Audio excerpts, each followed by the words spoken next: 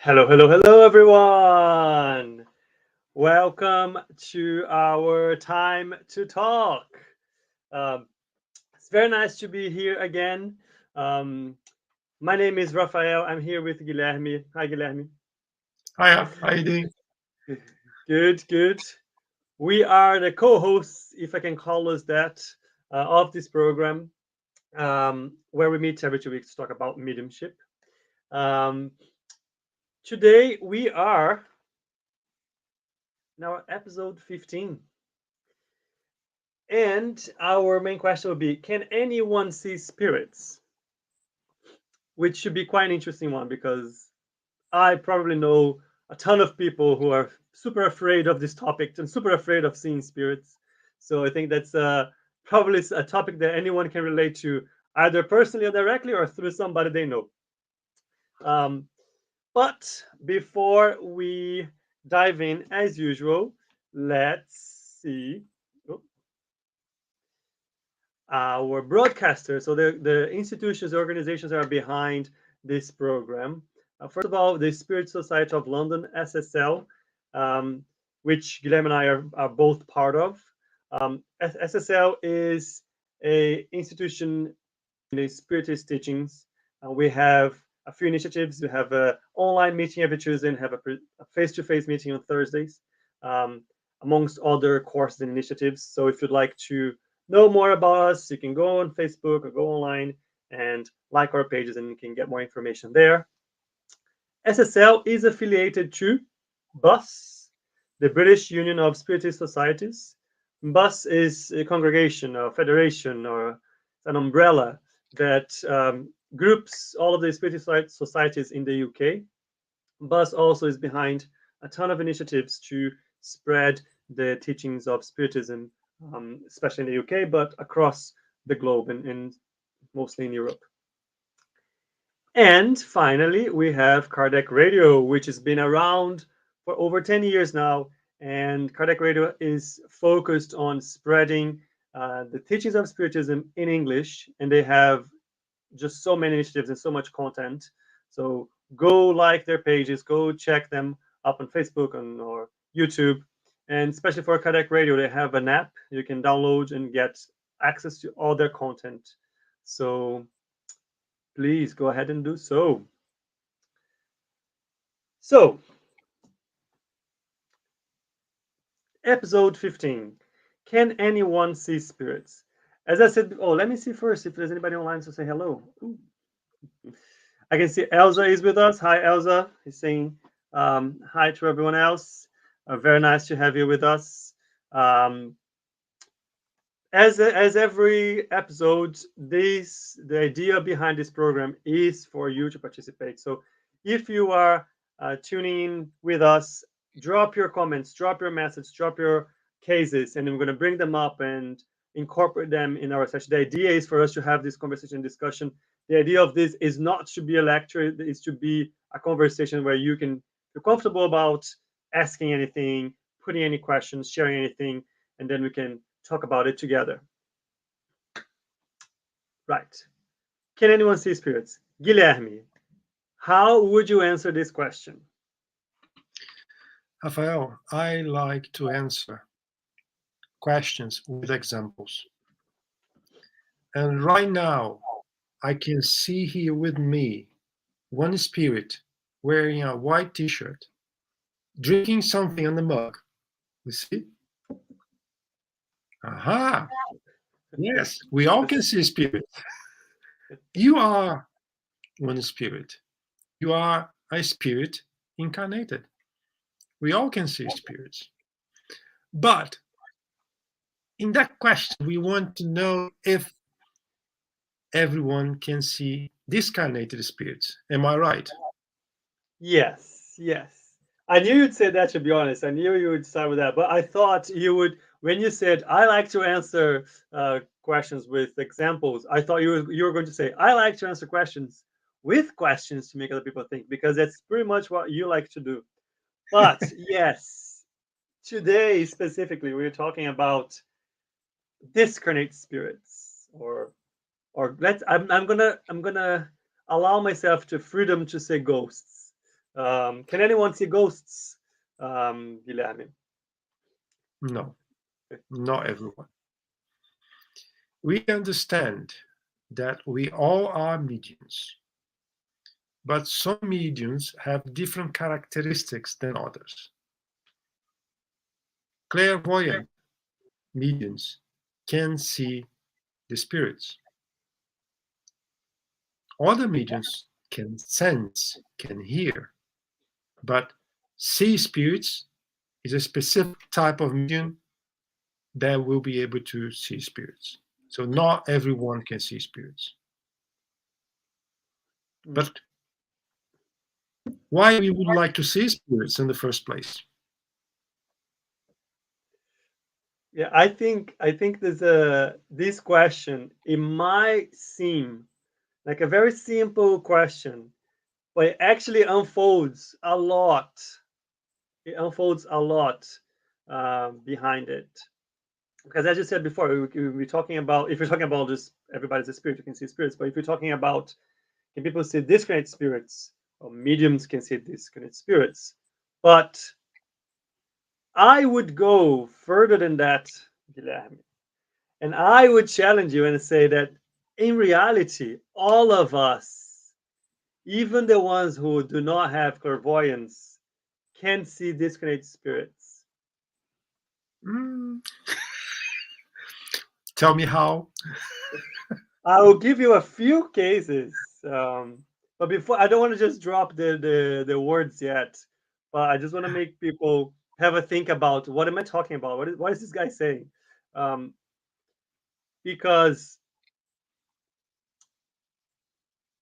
when I started to think about this, it actually came, this question, it came from a conversation with a friend, that they said that they were afraid of, like, seeing spirits and so on.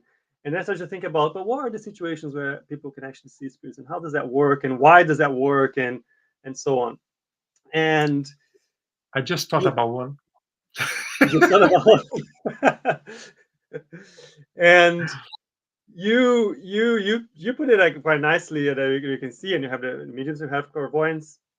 But there's a wider, there's a lot of cases where we can see spirits. And I think before we go there, I need to go back to Kardec and say, Kardec, the clever guy he was, inspired by the benefactors behind Spiritism. In the Medium's book, it has a chapter dedicated to that. So I think before I go in, I just want to leave it here as we talk. I want to leave this here. There's a chapter in the Medium's book entitled Visual Manifestations. So if anybody has ideas, or wants to read about it, or wants to understand, or whatever, I think there's a very good, straightforward, just go there and take a look, because it covers a lot. Of course, there's more than the other books as well, but this one is a summarized, concentrated knowledge on that specific topic. I know I haven't said yet why I think we all can see spirits, but I can see a lot of comments already coming through, so I'm gonna bring them up. So I see Elsa, for instance, says, children that used to watch horror films, if they have open or strong mediumship, this kind of film can bring perturbation into their minds, is the question. It can bring to my mind. I was going to say, we are not only children, we are all, I guess, susceptible to overexcitement from being, we are impressionable. We are impressionable all the things we see, we hear, we read. So even if you don't have, even children don't have strong mediumship, they still be impressed, have strong impressions about things they see. Yeah, you want to say something? Yeah, it is more than that, Rafael. We are surrounded by spirits all the time, if we like or not, if we believe or not. We are. Simple as that. Period. Everything we choose to see, to hear, to do is like a magnet that will attract spirits within their vibration. If I'm watching a terror movie and I'm scared already, Some of them may come just to have a fun with us. I'm scared already. They would just give a little push to scare even more. Yeah. Right? It is possible. It is possible. Sometimes you don't even need to see them, but you feel like a wind, you feel like a goosebumps, you feel like a noise or something. And yeah, here we go. For kids, that can be very scary. Yeah. I have a comment here. I'm going to bring this from Marco. It's some items here I think is worth to mention. Marco says, so the third eyes must be development for this. It could happen to anyone. I saw at studied Spirit Center books of medium during the course. In practice times, suddenly got a vision of spirit confirmed by others that have had clairvoyant. With also the pineal gland that all human beings had, it's a new kind of intelligent edit. Not sure I completely understood what he's saying, but the few things I got, I think there's a mix of information here. But let's pick the things that I think I can back up with Spiritism, and it's good to see that the mediums book is being studied in all the initiatives, because I think there's just a very powerful source of information there. But we saw before that the development of um, ostensive mediumship is not necessarily something that anyone can develop based on practicing or anything, because it's something that needs to be part of your journey. So when you incarnate in the current journey, you have a plan, let's say, and mediumship might be part of this plan, but it's a physical characteristic that comes with your body. So it's you need to have the ability within you in order to develop it. Um, but so there's a bit of a caveat in the comment. Um, but he says something that's quite important, which is the pineal gland. There's something that we haven't talked about it yet, but we will have many episodes to talk about the pineal gland, because we know the pineal gland. Pineal gland was a pineal gland. I'm not sure how it's said in English actually, but it was for many years considered to be a gland that was not in use. They didn't have any function anymore. There was something that we didn't need for anything. And then lately, in the past decades, we started to understand again the importance of in the physical development um, when we reach adult life, from childhood to adult life. And when we think about when you start studying and investigating from a spiritist perspective, you see that the pineal gland is actually the source or the key for the connection between the physical world and the spiritual world. I'm not going to deep dive in this, because there's definitely a lot of content for us to bring that to discuss in the next episodes. But yeah, that's what the comments I wanted to make. Do you want to add anything, Guilherme? Yeah. In the Spiritism, we don't talk about the third eye, sorry. Good right? But as you rightly said, mediumship is physical, is organic. If we expand that a little bit more, I even recommend everyone to go to André Louis' books, and I think The Messenger is very specific to mediums and indoctrinators. It's a massive book. I love it. And we know that before we incarnate, we are prepared on the spiritual world to be mediums and to be indoctrinators. The mediums, they are prepared in a way that the spiritual body is prepared to such a thing. And as we know, when we incarnate, the physical body reflects cell by cell what we have in our spiritual body, right? So it is in you. Perhaps you haven't found that yet. Perhaps you only developed at that particular moment one type of mediumship. And as we go along with time, with exercise, with compromise, you developed another one. And then you can become clairvoyant. But that was already with you. It's not like someone that does not have it will have one day. No, it is organic. It's there. And likewise, you will not be able to not have it. I don't want to be medium. You are simple. You may decide not to use your mediumship. It's a different thing, but you are. And when we talk about medium, we talk about ostensive mediums, right? So you mentioned briefly about developing. Yeah, that's normal. Remember, when you go to school when they are very young, we start to learn different things. We start to acquire more information. We start to develop new possibilities. Mediumship is the same. We start knowing very little, or even sometimes we don't even believe we are. A lot of people come to mediumship studies not even believing they are mediums, but they have kind of sense. They see some clouds, they see some things, and they want to know a little bit more. After a period of time, they start to learn, they start to develop the physical abilities. And yes, it's fair to say that, yeah, it was developed, but there was already incumbent on you. Am I making things more complicated or helping? Sometimes Yeah, I think it was clear, very clear. It was a good point. I actually thought about the third eye. There's a lot around mediumship or spiritual world and so on that comes in the form of metaphors, right? So you just need to be careful when we use those things because, as Guilherme said, the third eye is not a real organ in that sense.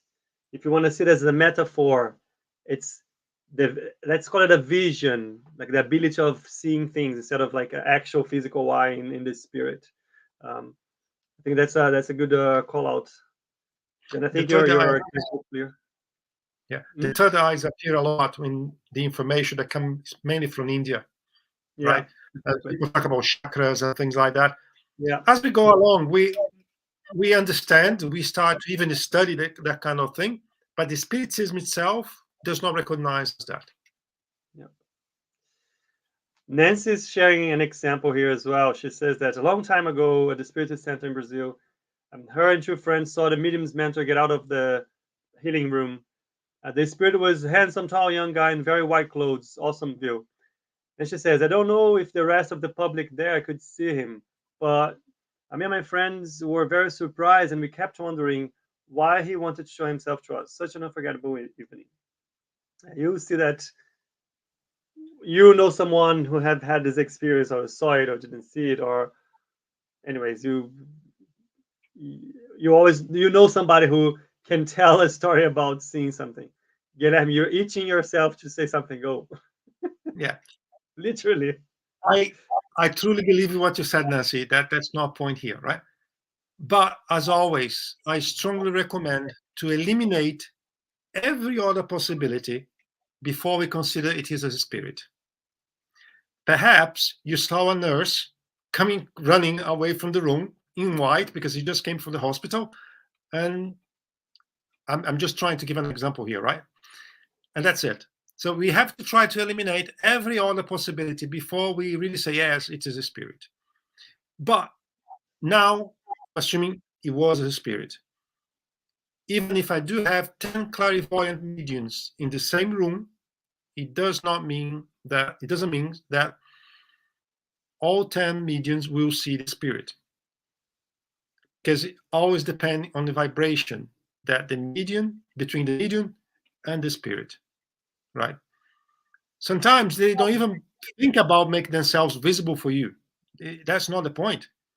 They're just passing through, and because you were in the same level of vibration, you were able to see, right? But as I said, perhaps you had 10 clairvoyant mediums in the same room, only both of you saw. That's why sometimes some people in the mediumship meeting say, "Oh, I haven't seen what you're describing here to me." Yeah, that's normal. But there are people that also jump very fast. He's lying or he's telling histories of some sort. But no, it depends of vibrations. I think it's better to use that word.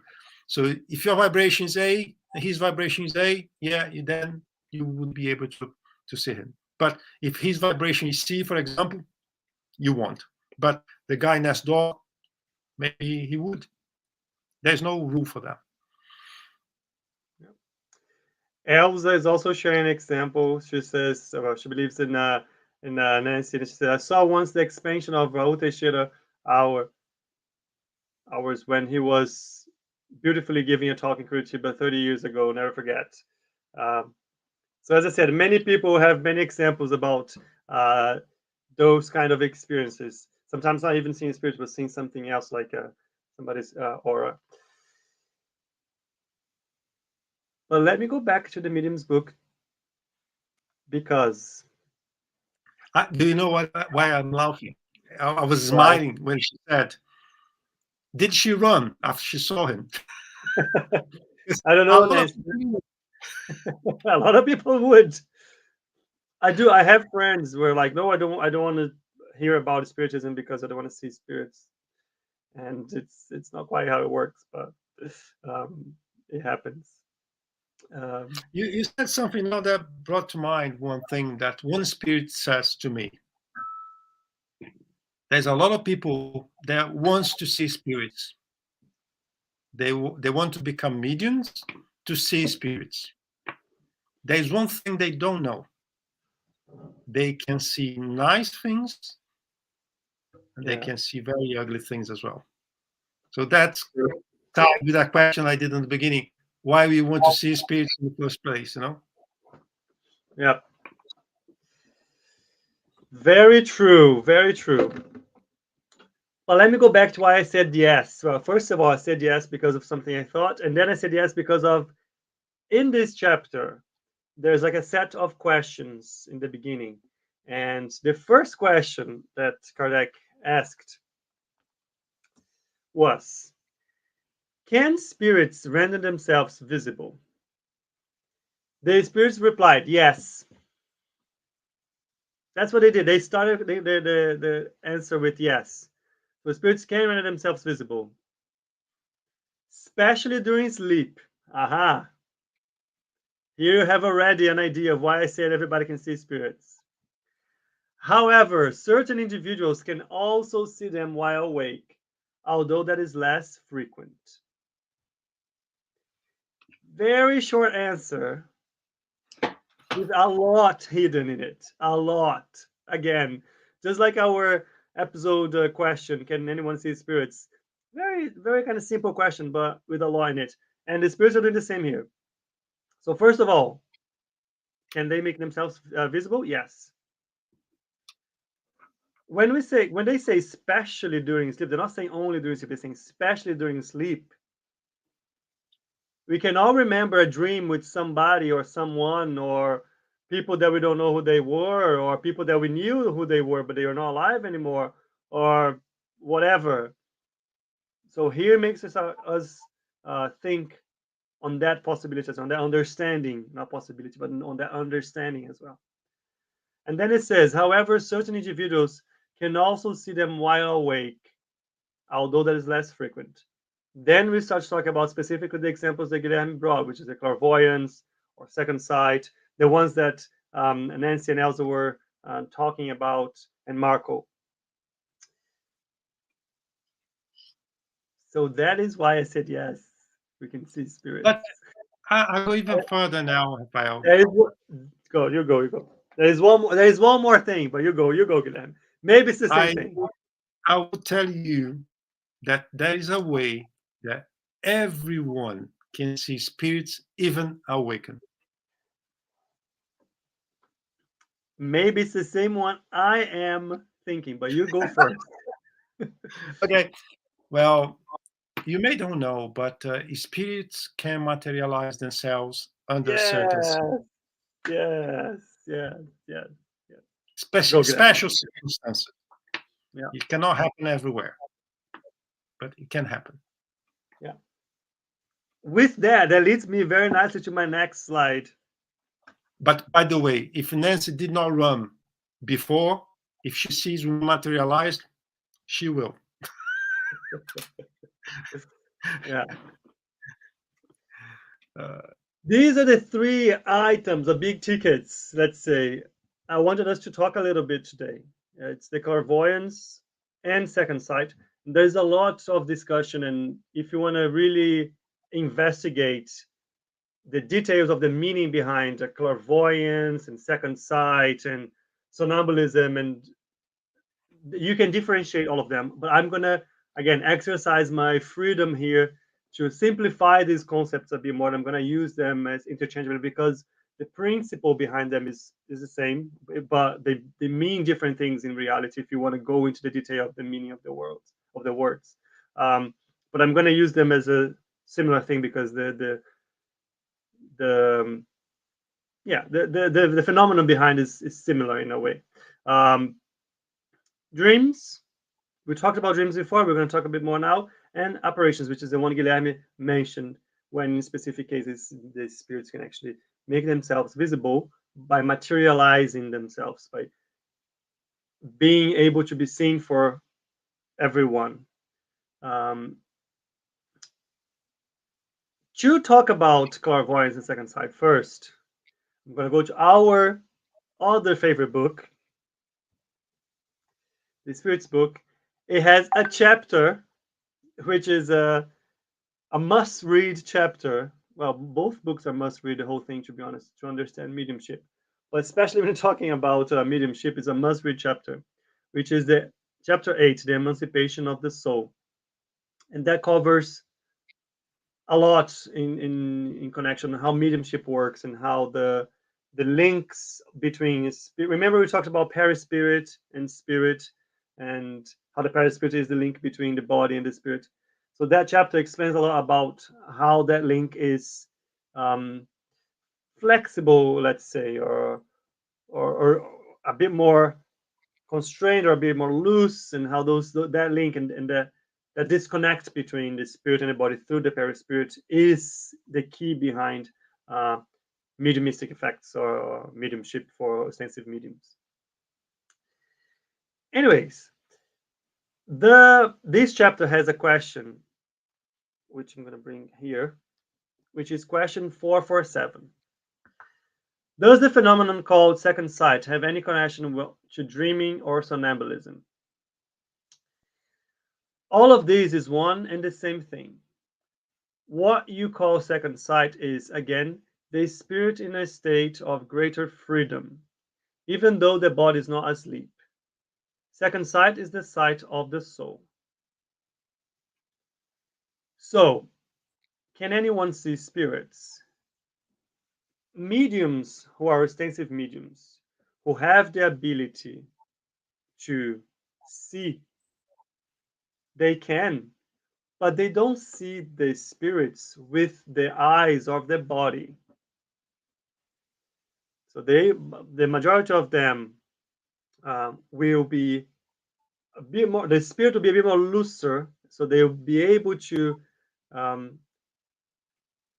guess get rid of the constraints of the physical organs and use the sight of their soul, their spirit, to see and communicate with other spirits. That kind of sight, as we were talking before, that comes with extensive mediumship, that is part of your characteristic in that specific body. Make sense? Mhm. Well, let me see. Indeed. Go. Just see if there's a comments here. I'm remembering here a question that I heard over the weekend. Can mediums see the perispirit? That goes in line with what you just said, and we can make that answer more complicated, but yes, we can see the perispirit if we understand that the perispirit is the spiritual body, right? If we want to go deeper, we have to go in evolution to world, and then we start to add more into that equation. But for general and easier understanding, the answer will be yes. We can see certain mediums can even see the perispirit of the incarnated spirit under certain circumstances. So yes, that just came to my mind when we were talking. Yeah. There is a case, I need to remember the book here, where one of Angelo Luis's books, and that they are explaining, or they're going through a few, I guess a few they are studying mediumship specifically, and they are studying it in different situations. And they see the situation of where you have somebody who is a clairvoyant medium, but they sell their services, and they go on to explain how that process works for that specific medium. Um, and the way they explain is that when they were watching a session happen, the the medium was, you can see the medium kind of disconnect a bit from the body, so it was in a sort of a trance kind of a transic kind of a state, and it disconnected a bit from the body, and then in that state when the body was a bit more dormant, the spirit was able to see and communicate with the other spiritual entities or presences that were there, um, engaging with that type of service, without getting into the um, morals of selling mediumship services or not. Um, that's one example of how mediums can have this second sight or clairvoyance. It might be that they get into a trance kind of state and they disconnect from the body, and then they can experience the spiritual senses with more freedom.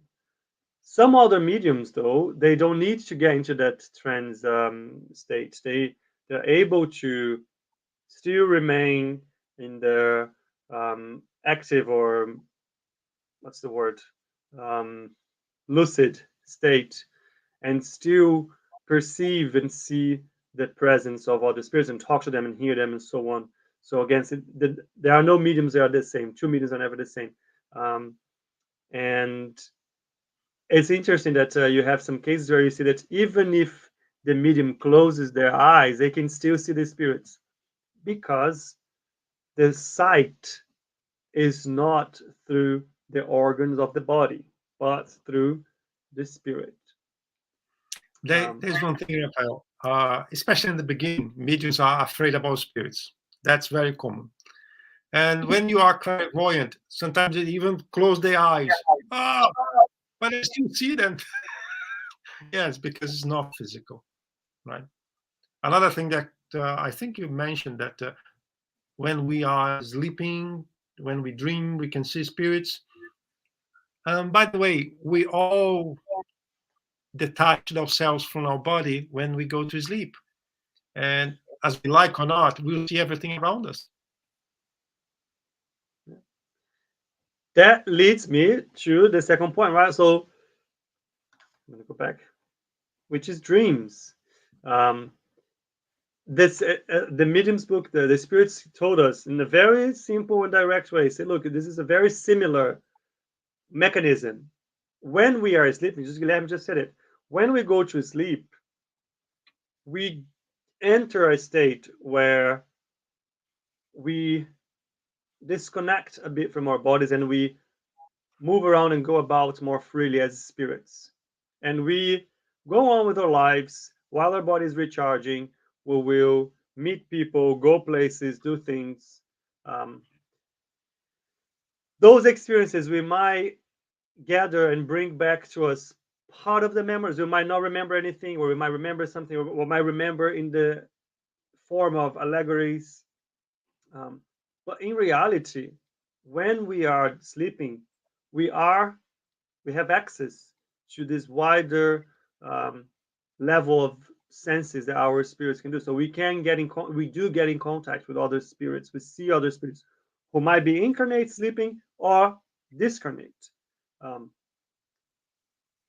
It's pretty much the same. It's the spirits using senses. And Nancy saying dreams or nightmares. Yes, nightmares, but I guess that comes from the other element, which is what are you doing in your sleep, or what kind of ideas are you taking with you when you go to sleep, or what kind of companions are you looking or going after when you go to sleep. Something just came to my mind. There was a question from Elsa, right? Yeah. We have the possibility to have that influence when we're watching a movie, right? But the most complicated is when you go to bed, when you go to sleep, because then that remains, subconscious. And when we split from our body, like through this mechanism that Rafael just said, then we can choose to do good, to do evil, to go to a nice place, to go to a bad place. And what is a nightmare? That's a nightmare. You end up in a place that's not very nice. You wanted to go there, or you've been taken there, or you just had an experience in that area that was not very pleasant. That's why we call nightmares. So that's why we say, well, before you go to bed, read a nice book, listen to nice music, see something on TV that is not like a terror movie, like, see something light. That will help you to sleep for sure. Yeah. Get into a mind state, a mindset that's like calm and healthy for a nice sleep. Nancy's sharing more another example here that she experienced. She says, "When I dreamed my obsessors, then when I dreamed with my obsessors, then when I woke up, suddenly I kept seeing them for seconds till they vanished completely. Is it really possible that they were in my room watching me?" Yes, it's a possibility. But I don't like to talk about obsessors and obsession before a thorough analysis of the context, right? Because sometimes there are other things. But it is possible. It is possible. When we are sleeping, as Rafael said, to this mechanism that we split from our physical body, we lost the protection. So we are face to face with them. That's also sometimes when we return to the body and we feel like we are dropping from somewhere into the body. It's because we are trying to escape from something. And we jump into our body back because the physical body is a buffer, a protection. And yes, it is possible. But before you consider that as a obsessor or obsession, not you or everybody, we have to have a thorough analysis of the context because there's so many possibilities, and is I try to avoid to say that yes, it's an obsession, it's not an obsession, because sometimes we can be very wrong. But what you described is a possibility. That's a very good point. I think I would prefer to call them our spiritual companions, because that's what they are. Before we know exactly the nature of the relationship. Yeah. But no one's innocent, right? Exactly. If we are passing through this experience, there is a reason behind that. It's not for that topic here, but there's a reason behind that. We only have to pray for them, and that's what we can do. So, just to move on, our last we talked a bit of clairvoyance, the second sight, explaining the ostensive mediumship. Talk about dreams, which all of us do. The last one is apparitions, and that's the one that's probably a bit more technical, and we're gonna talk a little bit about this one. And I want to use one of Andrea Luiz's book, and it's in the realms of mediumship, which is again a must read if you're truly studying and want to understand mediumship. And there is a specific chapter 29, that talks about physical effects. And when we talk about apparition, as Guilherme said, it's a spirit, it's a disconnected spirit. For easiness, let's just say it's always a disconnected spirits most of the times, that makes themselves visible to anyone. So it doesn't rely on a medium who has the ability to use your spiritual sight and connect in the same kind of wavelength of the spirit to see the spirit. We're talking about a spirit that uses an ability to create a material body, not as thick as ours, but enough that can be seen using our bodily eyes. How do they do that? To do that, they need to use something that is called ectoplasm. There are other names. We're going to call it ectoplasm. And I'm going to bring the explanation from, or the description from, this book so we can take a look together. First, we're going to look at what it is and where is found. And then we're going to talk about, there's another description about a specific case where André Luiz describes a medium providing ectoplasm for a specific seance or mediumistic session. Let me bring it up. Right. So ectoplasm, situated between the dense matter and the perispirit matter. So dense matter is our body, is this one that I'm touching right now. And the perispirit matter is the matter which forms our perispirit, which is the link between the spirit and the body. Like products of emanations from the soul through the filter of the body. It is a shapeless element, but of great potence and vitality. With creative principles, their work as conductors of electricity and magnetism, subordinated to the thought and will of the medium who generated it, or spirits linked to the medium's mind.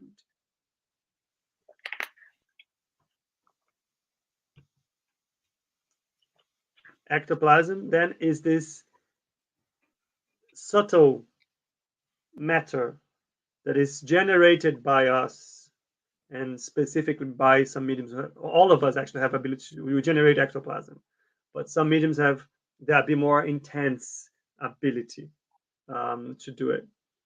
But it's a matter, it's shapeless, and is a matter that can be manipulated and used because through the thought, because it works as a conductor for magnetism and electricity. So it can be shaped and used to create things, to make things visible. Guilherme, you want to say anything about ectoplasm before I go to the next one, which is the description of a session? Ectoplasm can be visible and invisible. Okay, we have the two possibilities.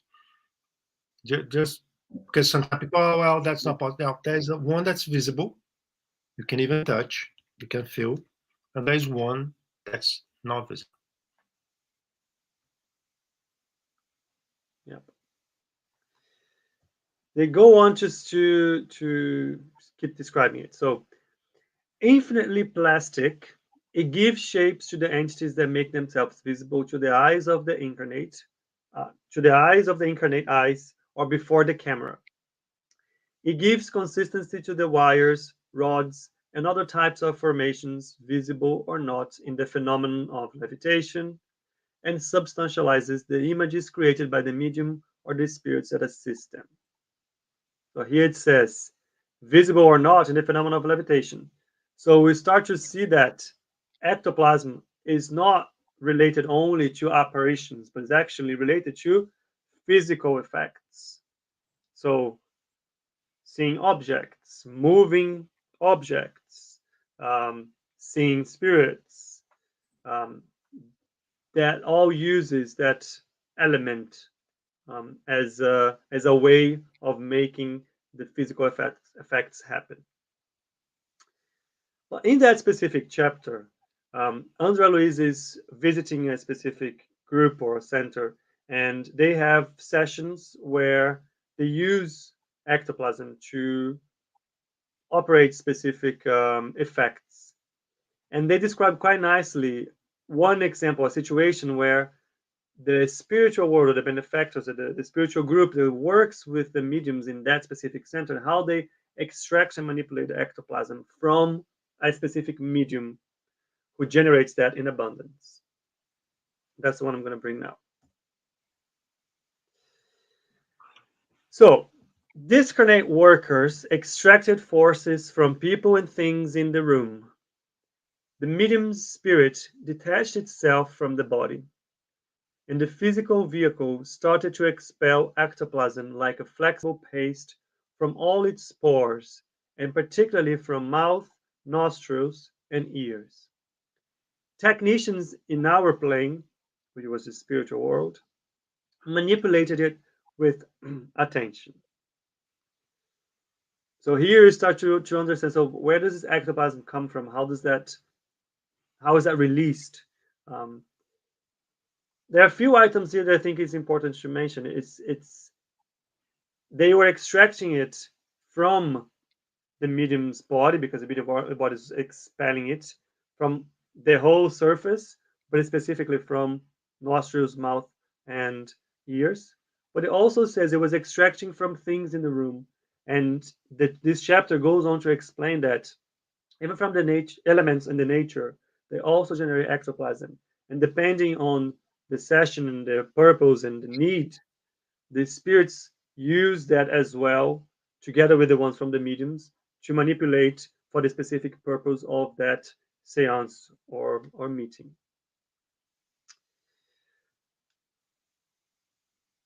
Anything to add, Guilherme?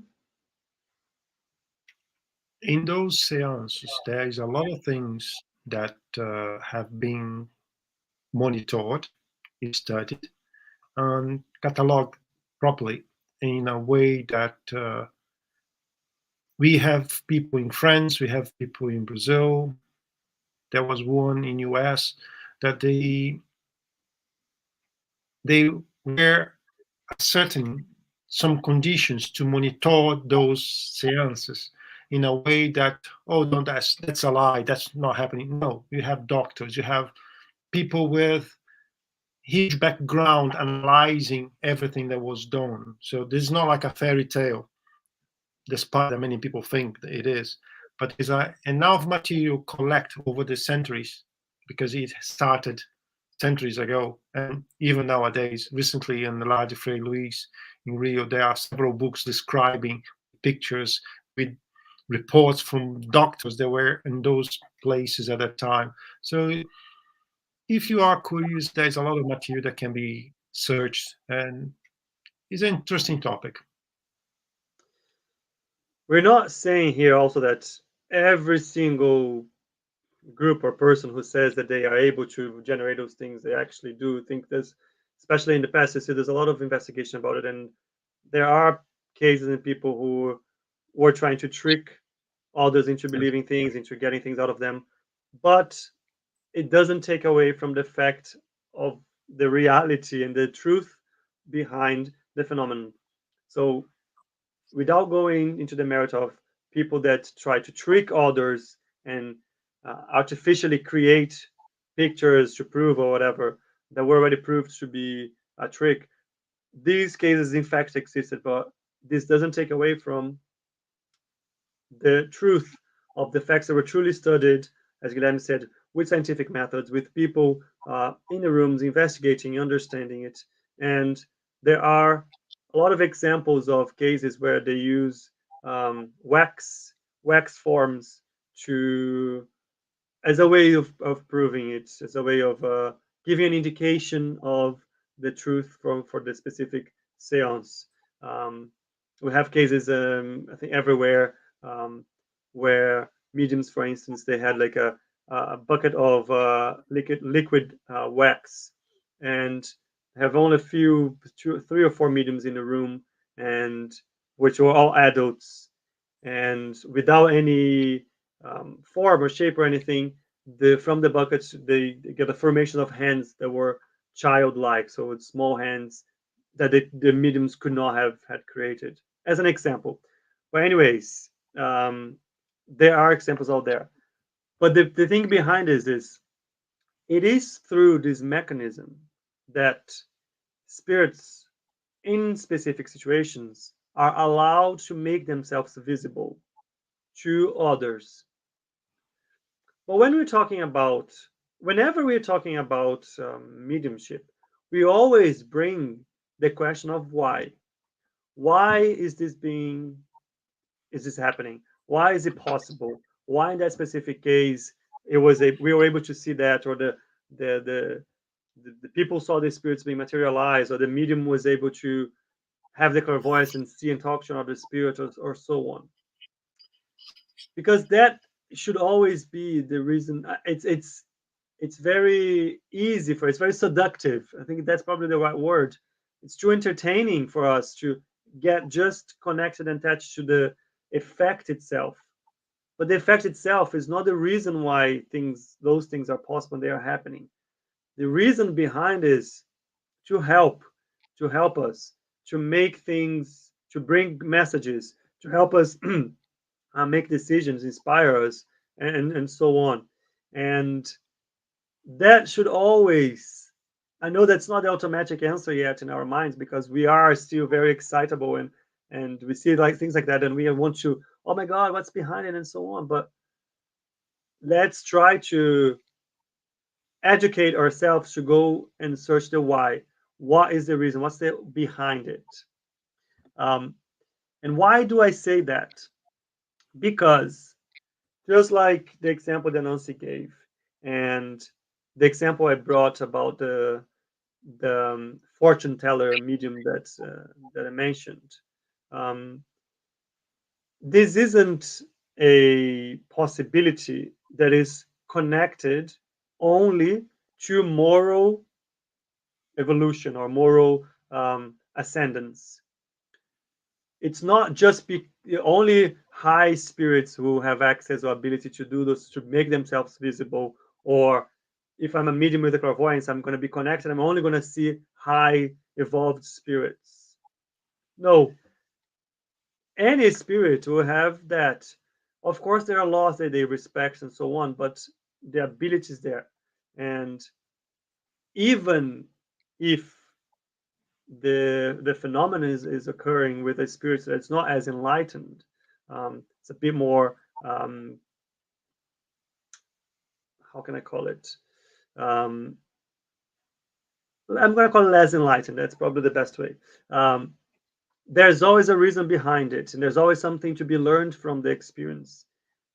It might be a call for the medium, for the group to reassess and change the direction of the group is doing, or the reasons behind that experiment is taking place, or how the medium is using the mediumship.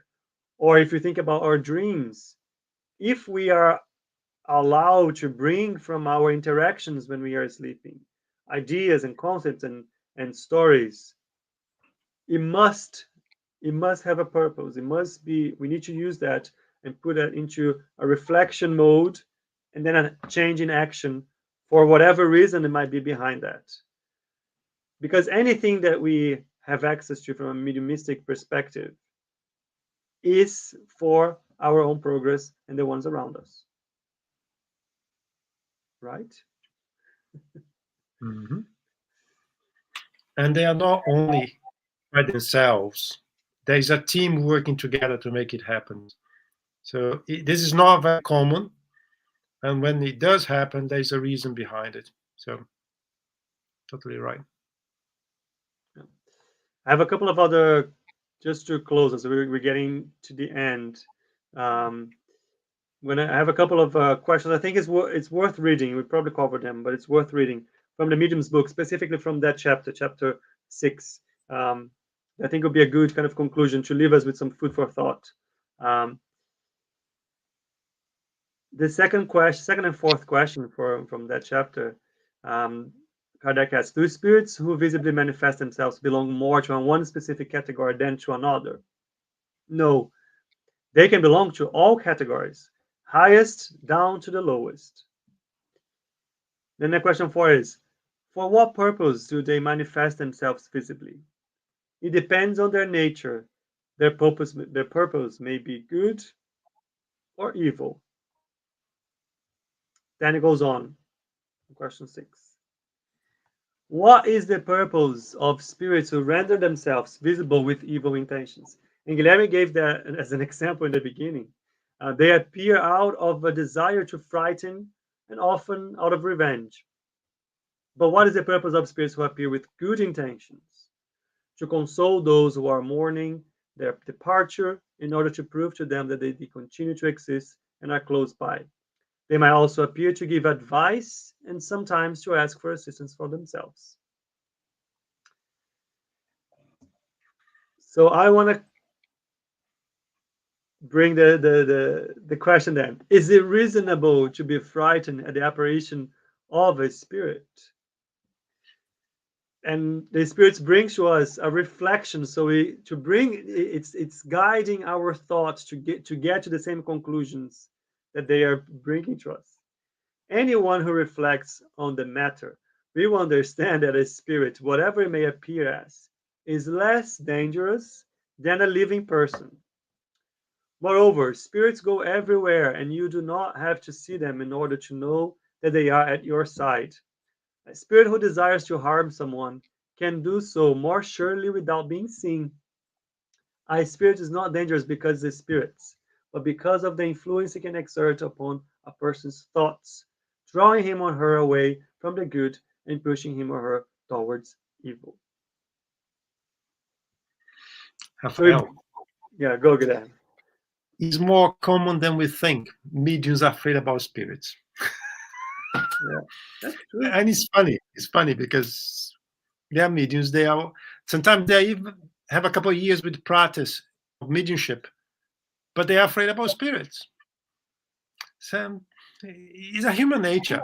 And bear in mind that we have so many movies they are really scary that does not help, But yeah, that it does happen from time to time. It does. It does.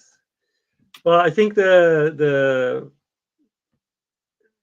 what I want us to kind of take away from this is like, look, those events they happen, um, but it's more common than we think, and we all have access to seeing spirits because when we sleep, we have access to the senses of our spiritual, um, to our spiritual body without the limitations of our physical body. And there are mediums who are clairvoyant and have a second sight, and there are cases where you have materialization, where spirits can use ectoplasm to make themselves visible. Those are a bit less common, and those are dependent on other elements of a ostensive medium being available in the right environment for that to happen.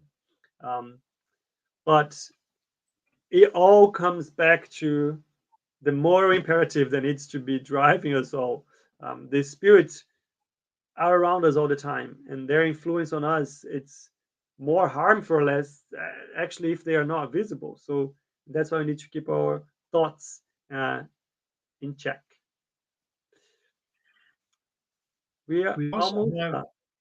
Huh? we also have incorporated incarnated beings can also be seen in a different place.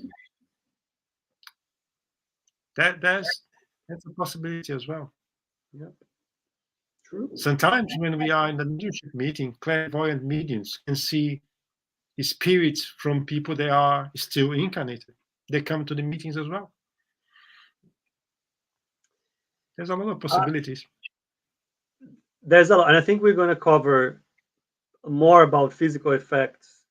And there are a lot of questions about physical effects, especially nowadays, because physical effects were something that was so common when Kardec was studying it. Um, is it less common now? Is a question. No, it's not. No, it's Exactly, not. exactly. But it just takes a different format. So that's why it's food for thought and other sessions. We are getting to the end, and I want to bring a message from Elsa here because I think it ties back very nicely with this program, especially with this episode. That on Saturdays we have a Medium's book free for anyone who wants to join.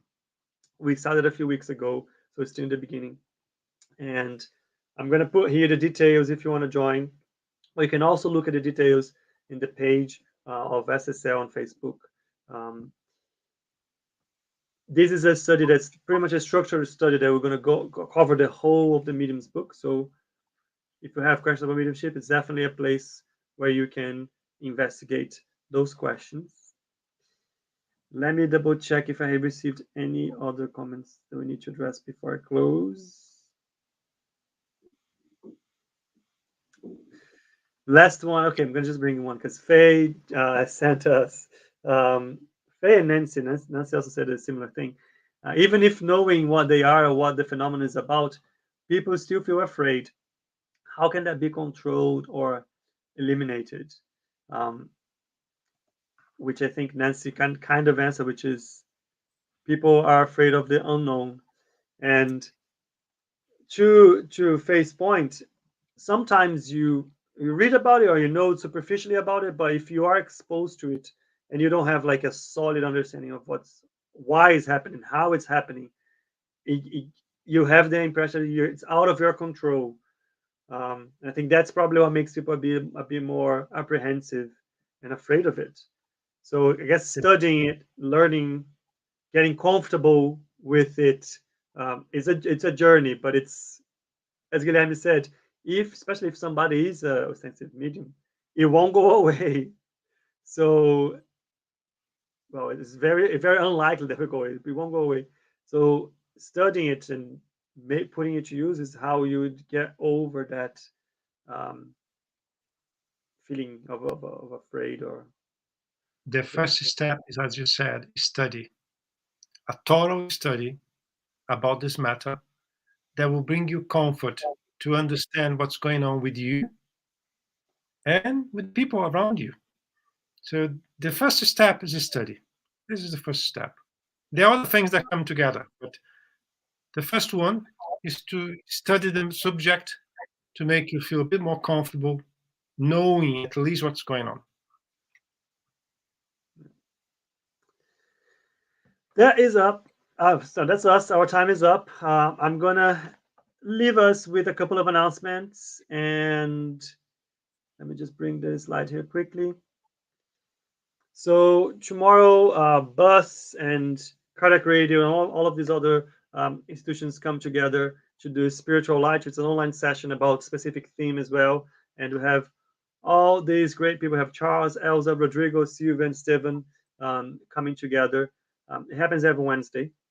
And tomorrow it will be about inner peace and world peace, which, needless to say, is a very hot topic at the moment and a very good invitation for reflections to help us all. And as I mentioned before, we have our Mediums book course on Saturdays. I have the details here. We can also find the details in our Facebook page. That is it for today. That is then a goodbye from me, and that's a goodbye from Guilherme. See you all again very soon. See you in 2 weeks. Ciao. Bye-bye.